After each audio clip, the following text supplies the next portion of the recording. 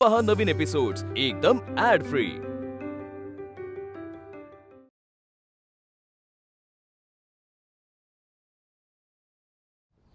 मालक, मी तिच्या जीवाची भीक मागतो मालक, तुमच्याकडे तिला काही करू नका। जर माझ्या हातून तुमच्यापैकी कोणाचाही जीव जाऊ नये असं जर वाटत असेल तर एवढा एकच पर्याय शिल्लक आहे, पायताण चाटायचं आणि माफी मागायची।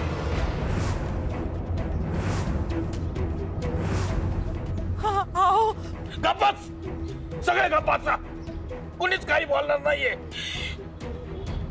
मालक, मी तयार आहे, मी काय पण करील,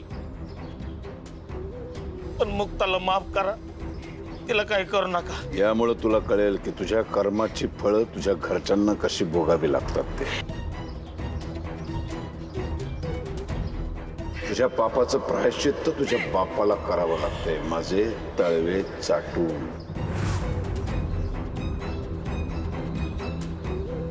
नाही अण्णा, लांब हो, नाही अण्णा, करू दे मला प्रायश्चित्त, लांब हो। आणि मला मारून टाका, मग काय करायचं ते करा अण्णा। नाही अण्णा, असं करू नका अण्णा। लांब हो म्हणलं।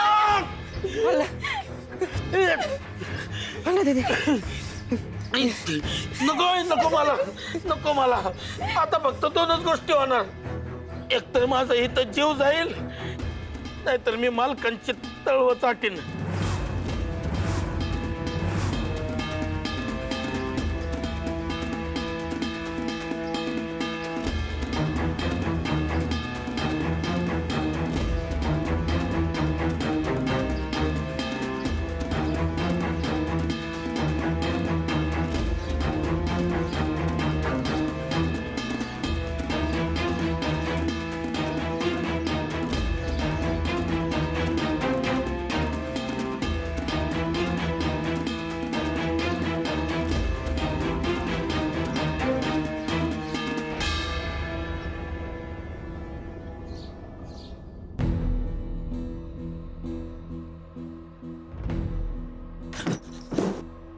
दामू काका, काय झालं?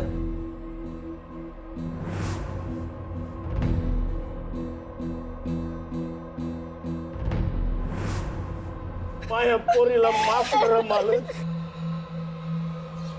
माफी तेव्हाच मिळेल तुझ्या पोरीनं हे सगळं घडताना स्वतःच्या डोळ्यांनी पाहिलं पाहिजे, तिला कळलं पाहिजे। नाही, मी नाही पाहू शकणार।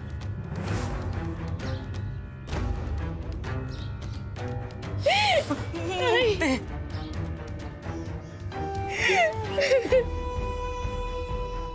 मुक्ते बाईच्या जातीला ह्या परीक्षा नव्या नाहीत ग, मागावळ।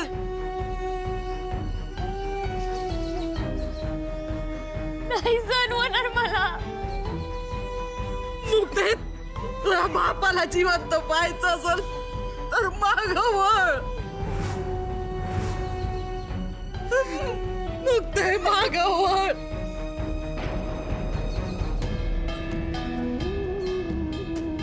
हा, नीट डोळे उघडून बघ, बघते रे ती। आता शांतपणे आत्माराम माझी चप्पल चाटू शकतो।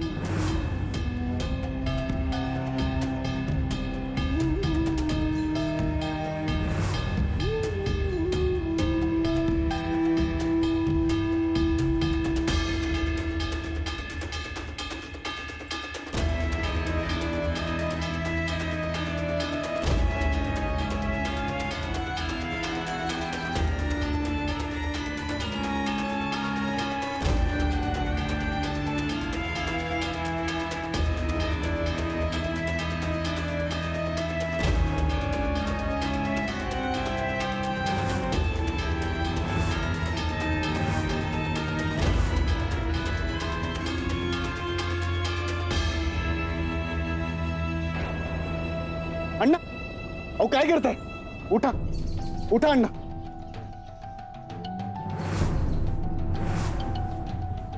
रावसाहेब नगरकर,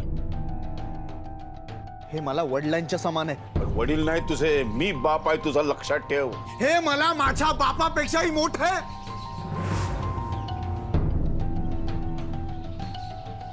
आणि त्यांच्याशी असं वागायची हिंमत कशी केली तुम्ही?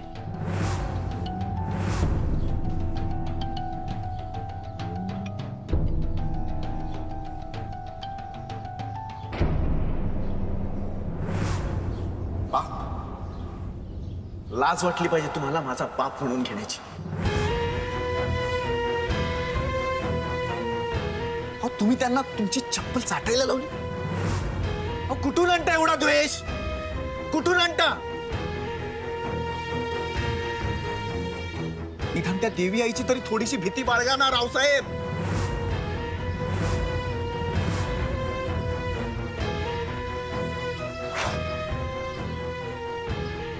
तुम्हाला कळतंय का तुम्ही कसं वागताय?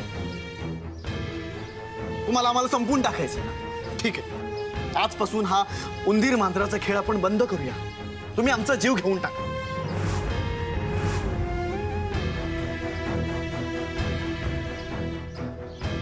युवराज, आज जा रॉकेलचा डब्बा आणि माचीस घेऊन ये. आज मी स्वतःला झाडून घेतो.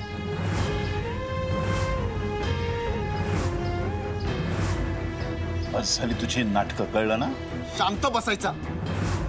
आता यापुढे मी तमाशा करणार आणि तुम्ही फक्त बघायचं.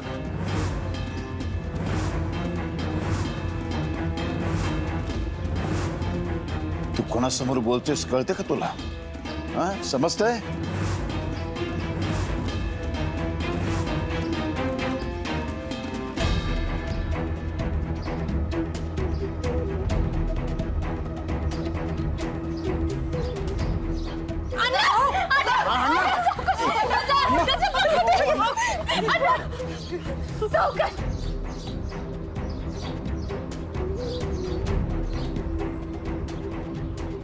मुक्ता, तुम्ही सगळे यांना घेऊन आज जा. इथे फक्त आम्हा दोघांना एकटं सोड. चल.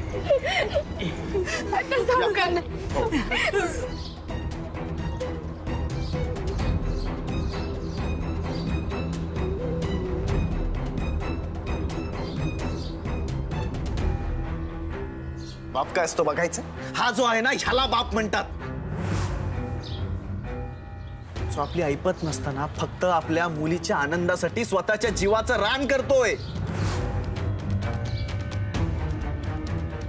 जो आपल्या मुलांच्या आनंदासाठी, त्यांच्या सुखासाठी कोणताही त्याग करायची तयारी ठेवतो ना, त्याला बाप म्हणतात.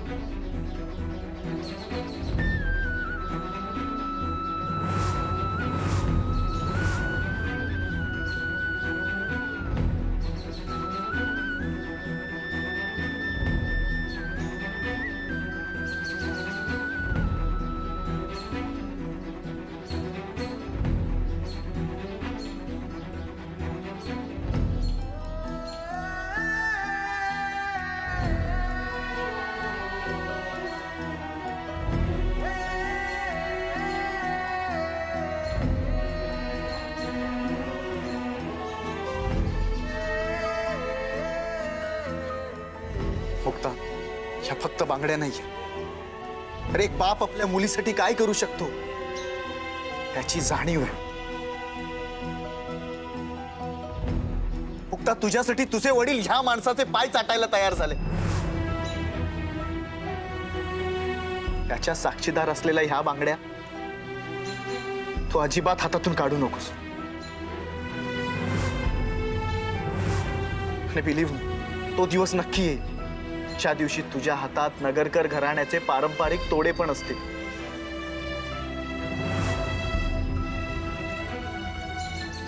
कारण त्या दिवशी समानतेचा विजय झालेला असेल. गरीब श्रीमंत, उच्च नीच ह्यातली दरी संपलेली असेल.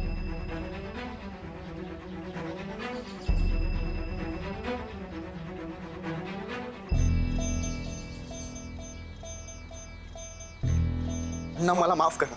अहो छोटे मालक, अहो काय करताय? हा असं करू नका. हो खर तर तुमच्या समोर उभं राहण्याची आमची कोणाचीच लायकी नाहीये.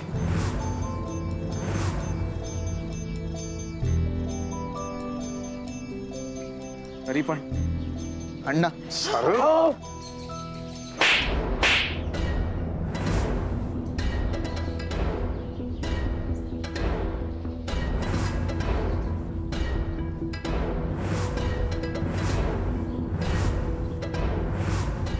मुखाच्या पाया पडतोस तू आणि ते माझ्या समोर.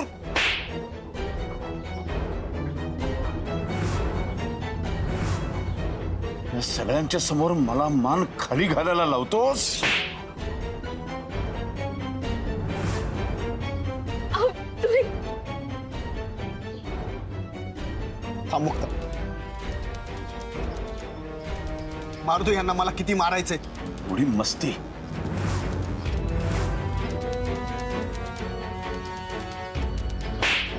दादा प्लीज.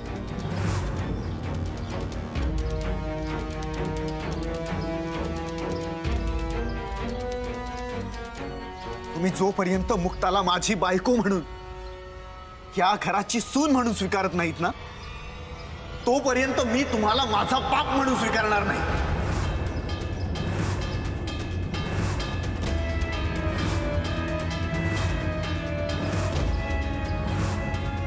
आणि आज हिच्या वडिलांबरोबर जे काय तुम्ही वागलायत ना, उद्या तुम्ही आम्हाला स्वीकारलत ना, तरी त्या कृत्यासाठी मी तुम्हाला कधीच माफ नाही करणार रावसाहेब नगरकर.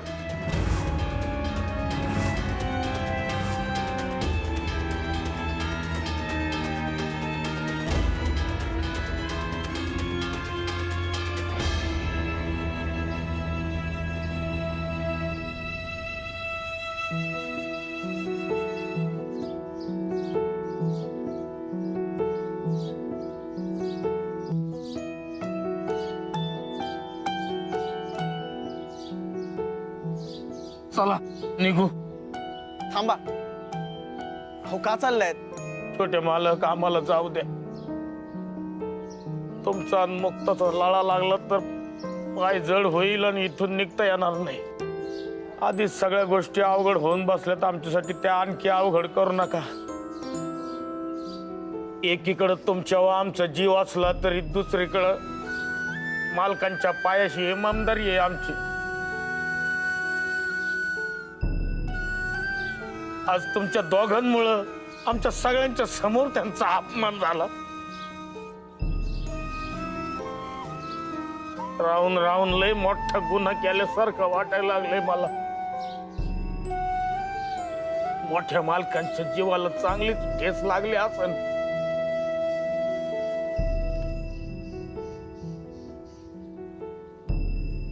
दादा नाही, नको ते. ताबडतोब जा आणि बघ तो आत्माराम त्याचं कुटुंब इथून गेलं की नाही. अरे त्यांना जाऊ द्यायचं नाहीये. त्यांचा इथे अपमान होतोय कळल्यानंतर सारंग आणि मुक्ता त्यांना इथे राहू देणार नाहीत आणि आपण त्यांना इथून जाऊ द्यायचं नाहीये. जा अडव त्यांना. अरे मी काय बोलतोय कानामध्ये शिरतं का नाही? थांबव त्यांना. हो दादा.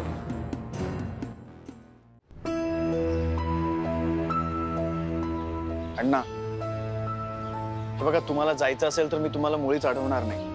पण फक्त माझी अशी इच्छा आहे ना की तुम्ही असं इथे अपमानित होऊन नका जा. तुम्ही इथून आदरानं जावं इतकंच. जाऊ दे त्यांना. त्यांना आदर देण्याच्या नादात त्यांचा अजून अपमान होतोय. त्यांची आणखी बेइज्जती मी नाही बघू शकणार. अगं मुक्ता, नका थांबू. आधीच त्यांच्या अंगावर या बांगड्यांचं ओझ आहे. आज जो काही अपमान झालाय त्या सगळ्याला मीच जबाबदार आहे. मला माहीच लाज वाटते. माझ्या घरच्यांना सूट पण नाही देऊ शकत. ते जाताना त्यांच्याकडे बघायची हिंमत पण नाहीये माझ्याकडं. त्यांना इथे थांबवलं तर त्याला मान सन्मान मिळेल याची खात्री देता का तुम्ही? फक्त वाईट वाटून नाही चालणार. अहो त्यासाठी काहीतरी करायला पाहिजे. पण रावसाहेब नगरकरांसमोर कोणाचं काय चालणार? पण मी मिळवून देणार. त्यांचा मान सन्मान मी मिळवून देणार.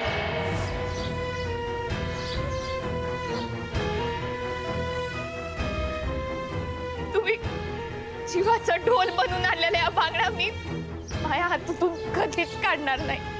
ते मला सतत जाणीव करून देते. तुम्हाला तुमची इज्जत, तुमचा मान सन्मान मला परत मिळवून द्यायचा आहे.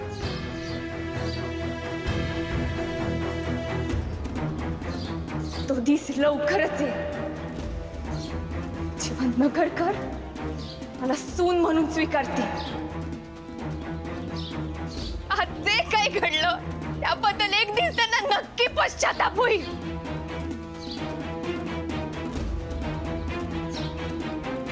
आई अण्णा, आज जे काही घडलं माझ्यामुळे तुम्हाला जे काही सोसावं लागलं त्याबद्दल मी माफी मागते. फक्त गजा माफ करा. जाते मी. मुक्ता, मग काय करू? यांच्यात जीव अडकला तर मी अडवायला बसत. माझ्याकडनं नाही होणार आहे. आता यांना जावंच लागत.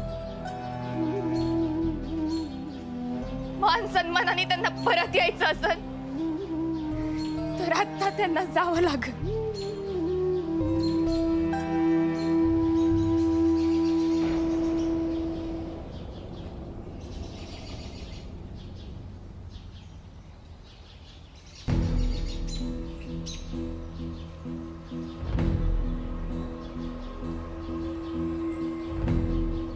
यांना कसं थांबवावं? थांबवावं तर लागणारच.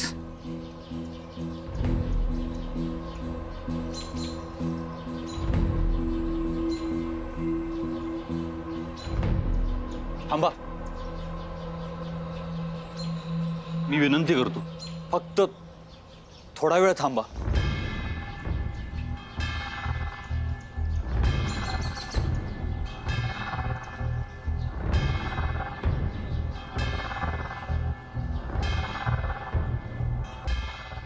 तू का थांबवतोस त्यांना?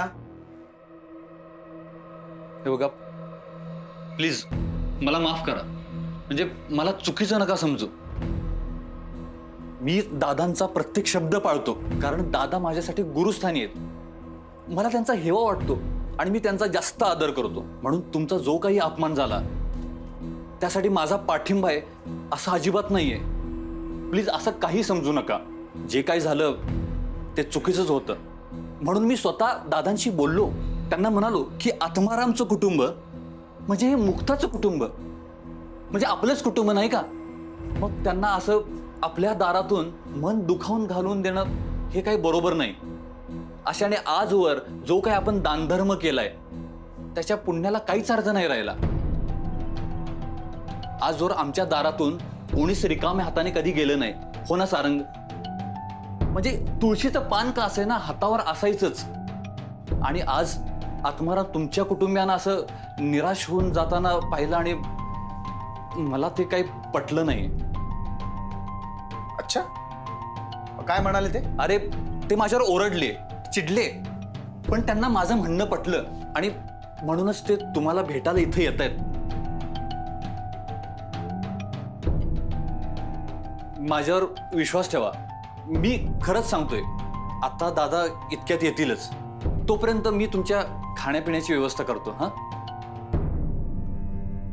नाही, आता घास पण गिळवणार नाही आम्हाला. आम्ही थांबतो, पण जास्त वेळ लावू नका. स्वतःच्या जीवाचंच वज वाटायला लागले आता. पण मोठे मालक इथं आम्हाला भेटायला नाही आले तरी चालन. मालक आहेत ते आमचे. आमचा काय राग नाही त्यांच्यावर. आत्माराम, हे तुमचं झालं, पण दादांना वाईट वाटत असेल आणि तुम्ही जर असं निघून गेला तर त्यांचं मन त्यांना खात राहील. हे बरोबर आहे का? मला काय वाटतंय, सारंग थोडा वेळ यांना प्लीज आराम करू दे. तुम्ही आराम करा, मी येतो. आणि सारंग, आजीकडे जाशील का? अरे आजीला तुझी जास्त गरज आहे. प्लीज तुम्ही आराम करा. हां, मी येतो. दादा येतील.